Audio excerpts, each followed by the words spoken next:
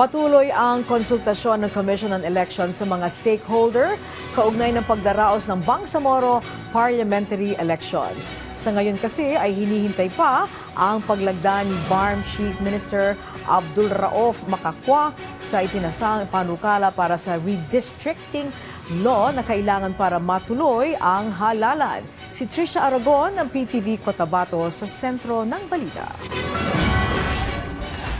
Pinuri ng Commission on Elections ang Bangsamoro Parliament sa pagpasa ng bagong districting law sa pamamagitan ng Parliament Bill number 415 noong January 13, 2026. Mahalagang hakbangan nila ito para sa pagpapatibay ng demokrasya sa rehiyon sa pamamagitan ng Bangsamoro Parliamentary Elections. Nilinaw ng COMELEC na hindi pa ganap na epektibo ang nasabing batas dahil kinakailangan pa ito ng lagda ni BARM Chief Minister Abdul Rauf Makakwa at mailathala sa opisyal na pahayagan.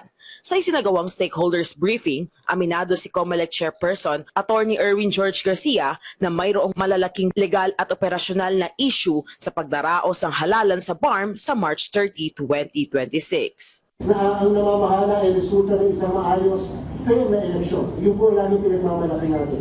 And that's why there should be no doubt that everybody would like to have an election.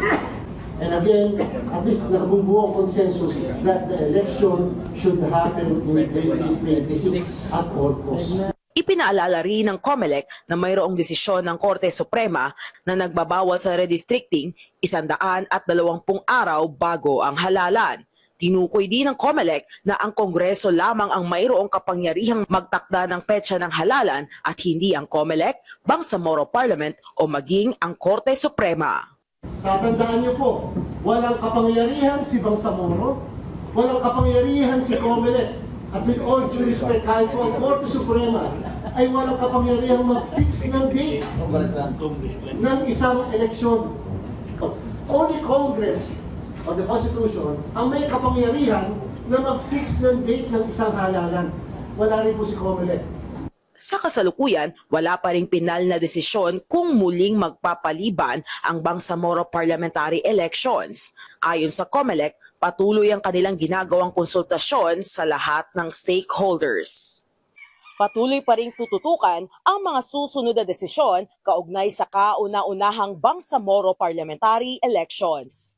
Mula dito sa Cotabato City, ako si Trisha Aragon para sa Pambansang TV sa Bagong Pilipinas.